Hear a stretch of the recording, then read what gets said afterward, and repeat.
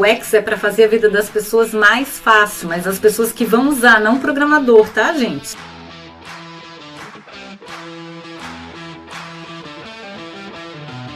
Olá! E agora a gente está na última parte do nosso curso, que a gente vai falar de testes e métricas, porque a gente já descobriu o que é o X, a gente já descobriu quais são as melhores práticas, o que a gente poderia fazer para melhorar a nossa interface, como organiza a informação na arquitetura de informação, como é que a gente conhece o nosso público, como é que a gente desenvolve o nosso produto e agora, como é que a gente testa para saber se funcionou. A gente construiu lá o nosso protótipo, mas como é que a gente vai testar e ver se isso aí funcionou mesmo ou não. Então, antes de começar a tratar da questão dos testes e das métricas, eu só queria lembrar duas coisas muito importantes que a gente nunca pode perder de vista, porque é fácil de perder isso aí de vista no meio do furacão de trabalho, que é bastante trabalho que tem que fazer. Primeiro, o X é para fazer a vida das pessoas mais fácil, mas as pessoas que vão usar, não o programador, tá, gente?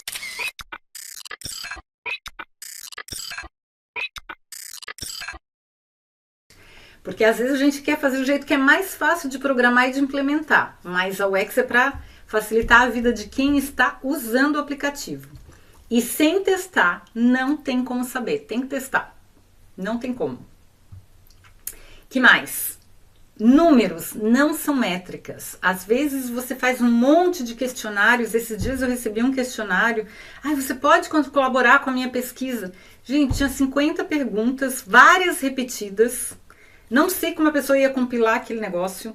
Não, ela gastou meu tempo à toa, porque eu não sei para que ela vai usar aquilo, porque está de uma maneira tão confusa que não dá para perceber. E se a gente só pega números também, em vez de fazer questionários e pegar números e pegar...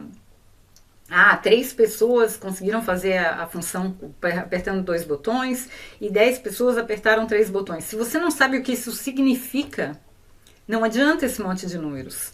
Então, métricas, elas contam histórias. É muito importante isso, e a gente entender que métrica é para contar a história de como desempenhou o nosso aplicativo, o nosso produto. Se elas não contam histórias, cuidado, talvez a pesquisa tenha sido mal feita, o teste tenha sido mal feito, ou eu peguei aquele monte de informações e aquele monte de dados e não sei mais o que fazer com eles. Não sei como juntar, não sei como separar, não sei como interpretar. Então, pensa antes de fazer o teste para não cair num gasto de tempo para todo mundo, porque tempo é respeito, tempo é vida, tempo não volta. Então a gente tem que usar esse recurso com muita parcimônia.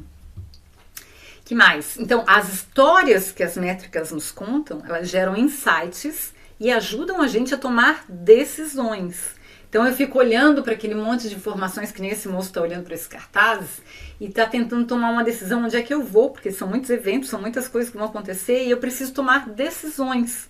Então eu tenho que olhar para esses números e conseguir interpretar esses números para eles me ajudarem a tomar as decisões, porque é só para isso que eles existem. Eles não existem para fazer um relatório bonito.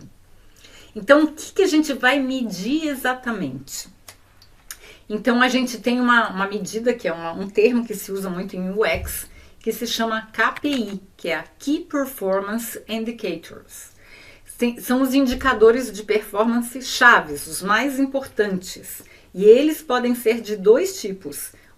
Eles podem ser quantitativos e podem ser qualitativos. Vocês já viram que teste, pesquisa, tudo pode ser quantitativo e qualitativo, né? Inclusive esses indicadores de performance, esses mais importantes de todos. Então, o KPI quantitativo. Então, o que ele está medindo? Você pega os usuários e vê quantos que conseguiram completar a tarefa. Vamos supor, de novo, que é um aplicativo para a pessoa comprar ingresso de teatro. E aí você pega o aplicativo e dá para o teu protótipo e dá para 10 pessoas. E aí você mede quantas conseguiram fazer a tarefa, que é comprar o ingresso. Elas conseguiram. Quais foram os erros de navegação? Ela teve que voltar a alguma página, ela apertou um botão que não era para apertar, porque o botão estava colocado numa posição que não era a mais intuitiva.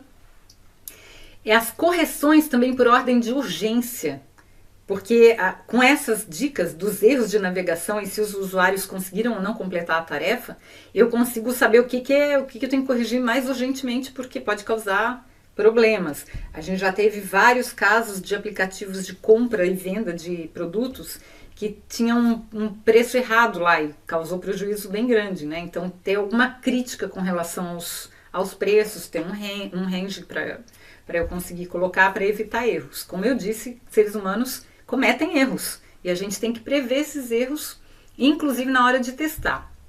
E aí a gente vê o que os seres humanos estão errando para prevenir esses erros, que esses erros aconteçam na vida real. E também o monitoramento com ferramentas. E isso tudo é o quantitativo, tá, gente? É aquele que as pessoas vão usar e a gente vai tirar números dali. Os erros de navegação, quantos botões foram usados para chegar onde é que eu queria chegar, quantos segundos, coisas assim de números, de quantidades. E tem o qualitativo, que são entrevistas. Você está num lugar confortável. Eu gostei dessa imagem aí, porque eu acho que essas pessoas estão só almoçando, mas elas podiam estar fazendo entrevistas numa boa. E os qualitativos são uma interação direta, são entrevistas. A gente já falou sobre entrevistas para conhecer o nosso cliente, o nosso usuário, mas tem entrevistas também para ver esse cliente usando o nosso aplicativo. É outro tipo de entrevista, porque aquela eu queria saber quais são as dores, o que ele quer, o que ele gosta, para desenvolver alguma coisa para ele. Agora eu dou o produto para ele testar e aí eu vou entrevistá-lo enquanto ele testa o produto. Então é um feedback real, são entrevistas e é um por um e é o mesmo tipo daquela entrevista que tinha antes, só que agora ele está usando o aplicativo. E quais são os principais indicadores que a gente vai querer saber? Indicador de usabilidade. Eu gostei dessa foto porque essa foto tem um labirinto no chão pintado e as pessoas estão ignorando o labirinto. Só as crianças que levam esse labirinto a sério. Então, a usabilidade é para um público que entendeu que isso aí é para brincar. Alguns pais de crianças também toparam fazer a brincadeira, mas a maioria ignorou. Então, usabilidade é uma medida muito importante para a gente, como métrica, para a gente saber se está funcionando ou não. Depois tem o engajamento, que é a relação entre a pessoa e o aplicativo ou o site. E por último, a conversão, se ele vai fazer o que a gente quiser. Mas espera aí que a gente vai ver cada um deles. Bom, usabilidade, então tem várias maneiras de a gente testar a usabilidade. Como é que a gente vai testar? A gente pode fazer testes de laboratório, a gente pode fazer testes remotos e a gente pode fazer testes de guerrilha. Olha só, tem várias maneiras. Então vamos ver cada um desses testes de usabilidade, como é que a gente faz para testar. Então, no laboratório, geralmente é um ambiente controlado, tem um moderador e esse moderador vai ficar observando a pessoa a usar o aplicativo. Por que eu coloquei essa foto? Essa foto é no Museu Futurium, é o Museu do Futuro.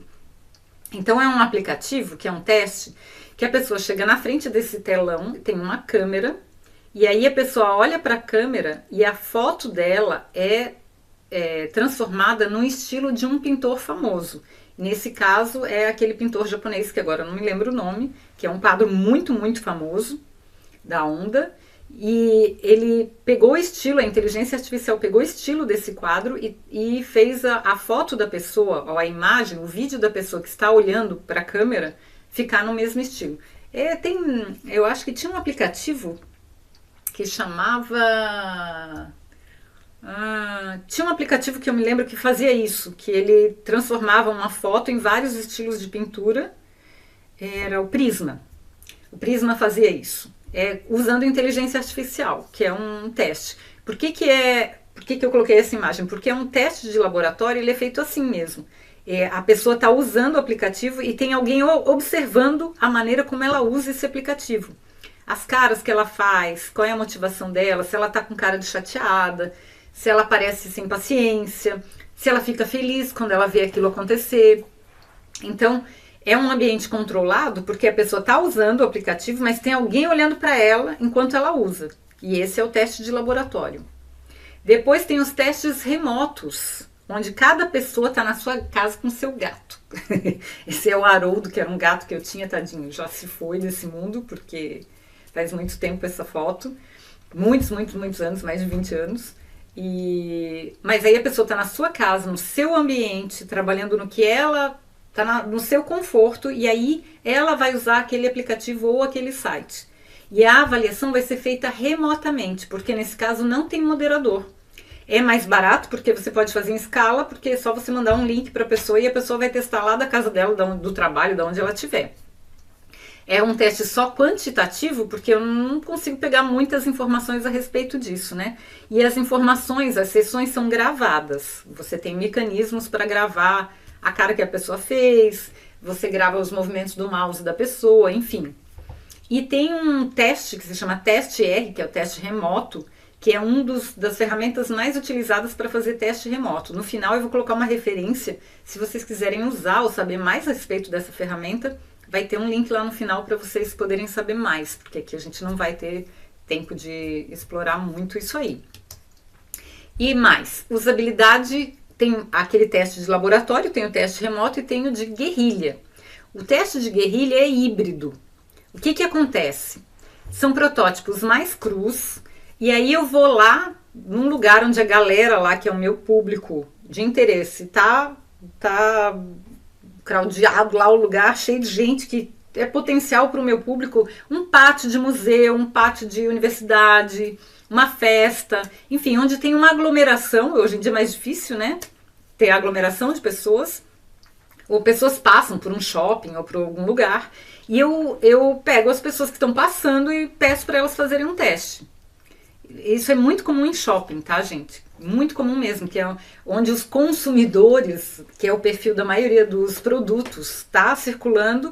Então a pessoa está passando, você podia aqui fazer um teste aqui? Eu vou te dar um presente no final. Você tem que, a gente já falou sobre isso, você não pede para uma pessoa colaborar com a sua pesquisa sem oferecer nada em troca, você tem que remunerar. Você pode dar um presentinho para ela, um brinde, alguma coisa, mas você tem que dar alguma coisa para reconhecer o valor dela na pesquisa. Então, você vai lá no meio da galera, no meio da aglomeração e fala assim, eu estou testando aqui um novo desodorante, você não quer experimentar?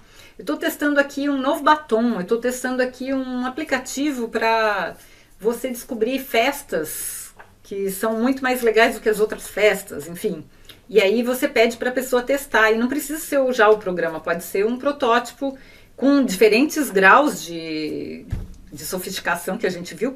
A gente falou que tem de baixa fidelidade e de alta fidelidade, mas entre o baixo e o alto tem um infinito de possibilidades, né, de mais bem acabados ou menos.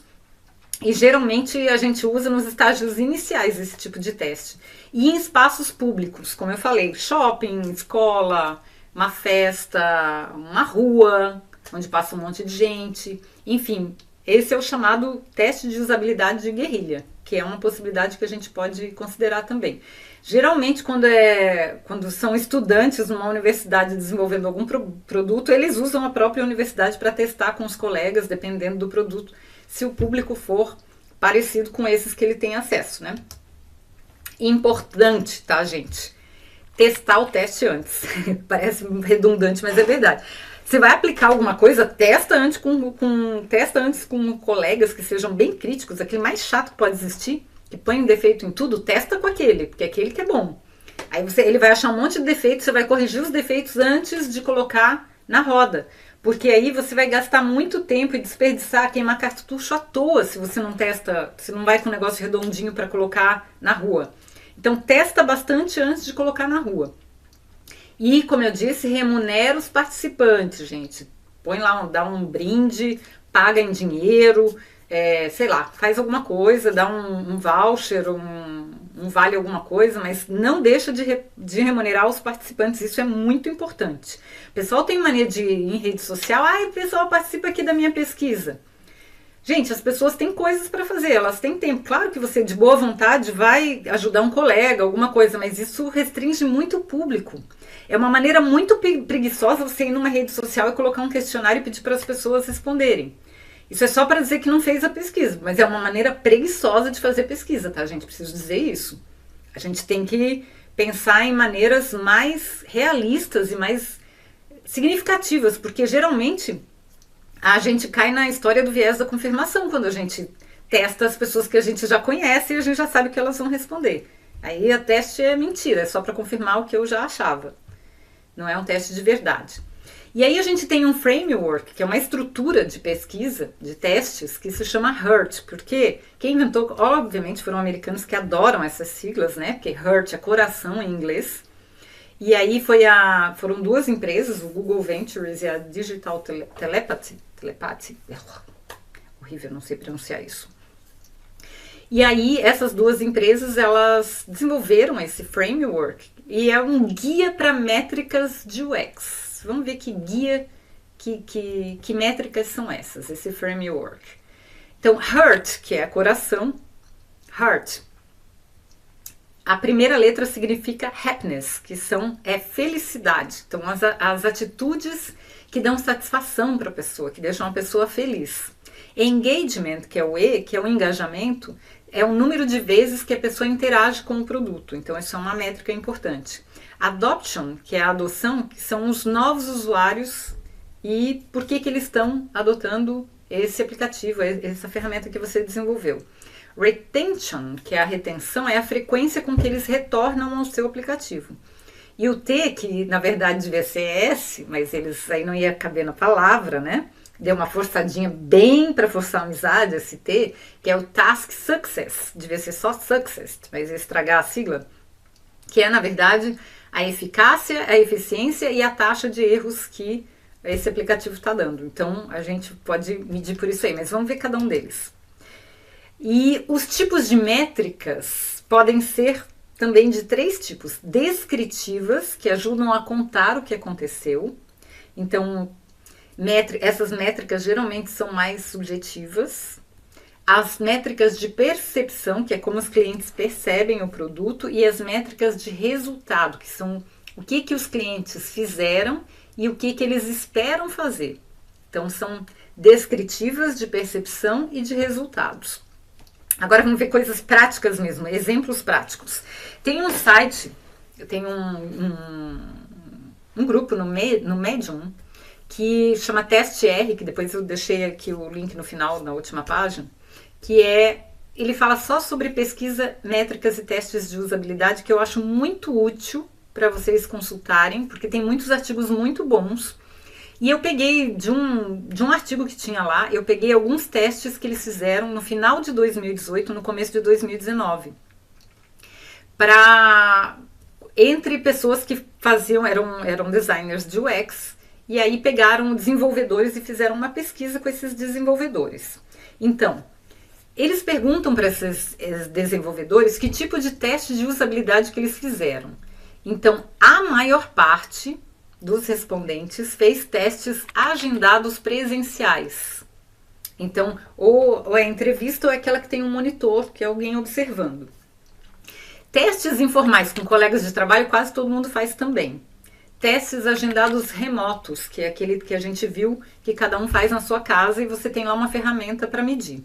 Testes de guerrilha também é bastante, quase metade das pessoas usou, que bastante gente usou. Testes remotos não moderados, usando uma ferramenta, ou contratou uma consultoria para fazer, enfim. Mas vocês viram que os testes presenciais são os mais frequentes. E que métricas que você coletou nos testes de usabilidade? Quais são as métricas mais comuns? Ocorrências e problemas. Olha só como é importante teste de usabilidade. A maioria descobriu problemas no teste de usabilidade. Comentários espontâneos são muito importantes, porque aí você consegue ver a percepção do seu usuário. Gravação de tela, para ver os movimentos do mouse e qual é a sequência de janelas e de telas. Taxa de sucesso das tarefas, gravação do áudio, questionário após o teste. Então tem muita gente. Eye tracking é uma ferramenta para você monitorar para onde que o olho da pessoa tem uma câmera no computador. E aí, essa câmera ela vai identificar para onde que o olho está olhando na tela. E aí, ela vai ver qual é o caminho que o olho faz, se ele para ler alguma coisa, se ele não olha para alguma parte da tela, se ele fica concentrado numa parte da tela. Então, é um recurso com tecnologia, mas a gente está vendo que é pouco usado hoje em dia. As pessoas estão mais concentradas em expressões faciais e linguagem corporal e a gravação do rosto da pessoa, porque as pessoas, sem perceber, elas fazem caretas. E isso traduz muito a percepção se elas estão gostando ou não. E também tempo para completar a tarefa. Também é muito importante. Se a pessoa fica enrolando, demora muito, demora menos. Então tem várias coisas que a gente pode ver aqui e descobrir num teste. Olha só quantas coisas importantes. E aí ela perguntou, essa pessoa fez que métrica que ela considera mais útil para o teste de usabilidade. Então, ela falou sobre as pessoas, a maioria falou sobre a escala de dificuldade, se a tarefa era fácil ou difícil de fazer. Então é uma ferramenta para a pessoa dizer se ela achou muito difícil até o muito fácil, é uma escala de dificuldade. Então o sistema de usabilidade tem aqui, ele mostra algumas ferramentas, né? Escala de dificuldades, escala de satisfação, o próprio eye tracking, mapa de calor, problemas observados. Então cada um desses itens vocês têm o acesso ao artigo e vão ver com mais detalhe, que vocês tiverem dúvida, cada um desses. Eu estou fazendo um panorama geral, porque a gente não tem tanto tempo assim para detalhar cada coisa. Mas está acessível para vocês olhar cada um desses elementos com mais calma. E aí tem a escala de expectativa versus realidade, né? Coisas que a tarefa estava muito difícil, a avaliação da tarefa era difícil e a expectativa antes da tarefa também era difícil. Então eu sabia que era difícil e na hora foi difícil mesmo. Então é uma oportunidade que eu tenho de melhorar. Eu sabia que era fácil e na prática foi mesmo fácil. Então tá tudo ótimo. Mas eu achei que fosse difícil e na hora foi fácil. Então eu posso corrigir logo. E eu achei que fosse fácil e na hora de fazer foi difícil. Então, cara, eu tenho que corrigir esse negócio aí porque achei que fosse fácil, mas na hora não era. Então, a gente tem aí um mapa para a gente saber o que a gente faz primeiro, se a gente tem que melhorar o que existe, se a gente deixa como tá que tá bom, não mexe, se foi melhor do que o esperado. Então, a gente pode olhar essa tabela aí e pode nos ajudar a tomar decisões. Tem os testes do tipo AB também. O que é teste AB? É quando eu tenho duas versões, eu estou na dúvida. Qual versão que será que é melhor? Meu colega acha que a melhor é essa, eu acho que a melhor é essa. Então, vamos colocar as duas versões e vamos comparar. Só que na comparação, os objetivos têm que ser muito claros. Eu não posso colocar uma lista de variáveis enormes para comparar. Tem basicamente 2 ou 3 coisas que uma é diferente da outra. E aí vocês vão colocar pau a pau para ver ali qual que tem um desempenho melhor para o desempenho, ou para a usabilidade, ou para o que eu quero fazer. Cuidado com o viés da confirmação, tá, gente? Viés da confirmação é que eu só enxergo o que eu já quero enxergar. Então a gente vai conduzindo o teste para dar o resultado que a gente quer. Cuidado, isso é tempo e dinheiro jogado fora. Se for assim, é melhor não fazer, porque está perdendo o tempo de todo mundo envolvido. Como eu falei, tem os testes biométricos, como eu já tinha falado do eye tracking, que é aquele que olha, ele consegue identificar para onde a minha pupila está olhando. Tem o EEG, que é a eletroencefalografia, que eu consigo olhar onde que meu cérebro, quais são as áreas do cérebro que estão ativadas em alguns momentos. É um teste bem caro e sofisticado, mas para alguns produtos que o público é bem maior e é um produto de massa, pode ser que justifique. Tem instrumentos que medem o nível de suor da minha pele, e se eu estou mais nervosa eu suo mais, eu tenho reações e ele consegue medir. E tem o reconhecimento de expressões faciais, se eu estou feliz, se eu estou triste, se eu estou gostando, se eu estou preocupada, se eu estou entediada. Então são testes que pegam o nosso corpo, bio, e fazem medidas no nosso corpo, nas reações do nosso corpo. Para onde nossos olhos estão olhando, se eu estou suando, que áreas do meu cérebro estão ativadas, como é que está o meu rosto, se eu estou com uma cara feia, se eu estou feliz, se eu estou surpreso. Então essas informações são muito importantes para a gente saber o desempenho do nosso produto. E aí, gente, só lembrando que dados e análises não servem para nada se eles não forem tratados e analisados, porque dado é só dado. O pessoal do Big Data aí que está fazendo curso de pós-graduação sabe exatamente do que eu estou falando, né? E pensa em temas do relatório antes de fazer a pesquisa, tá, gente? Porque senão a gente vai ficar com um monte de informação, aí a gente tabula e não sabe exatamente o que fazer com elas. E aí descobre que metade não precisava fazer. Isso é o mais triste, né? Porque você perdeu o tempo de todo mundo. E aí, de novo, sobre dados e análises. Defina macro e micro ações. O que você vai fazer de detalhes, de consertar? Ali tinha um erro de digitação, ali tinha uma coisinha que eu precisava arrumar. E as mudanças grandes, ó, esse menu inteiro não funcionou, a gente vai ter que rever, essa função aqui não foi bem recebida, o pessoal não gostou. Enfim, tem coisas que são grandes e tem coisas que são pequenas para eu fazer, tomar providências, então eu tenho que identificar o que é um e o que é outro. Veja se as hipóteses levantadas, lembra que a gente tinha uma hipótese lá no começo, se elas estão certas ou se elas estão erradas. Se estão certas, eu vou tomar determinada atitude, se estão erradas, eu vou tomar outra. Então isso aí eu já tenho que prever. E analise em conjunto os dados quantitativos e os dados qualitativos, porque eles são complementares, um ajuda o outro a contar uma história. Então eles tem que tomar bastante cuidado com isso. E aí, no final de tudo isso, a gente faz um belo de um relatório. Relatório não precisa ter 1000 páginas, tá, gente? O relatório precisa ter algumas partes que são fundamentais. Primeiro, ele precisa ter um resumo. Olha, eu fiz isso, o produto é isso e é isso que a gente concluiu. Para a pessoa não ter que ler o relatório inteiro. O resumo executivo é o seguinte: eu não vou ler o relatório inteiro, eu só vou ler o resumo e vou saber o que aconteceu. Se eu quiser saber detalhes, aí eu vou olhar o próximo capítulo, que é a metodologia que eu usei. Eu acho muito difícil ter dado esse resultado aí, hein? Vou olhar direitinho como é que eles fizeram. Aí você vai lá e olha a metodologia. Olha as conclusões, que aí as conclusões geralmente são mais detalhadas, mais tópico por tópico, e depois as recomendações. O que eu recomendo que se faça depois que a gente fez todos esses testes?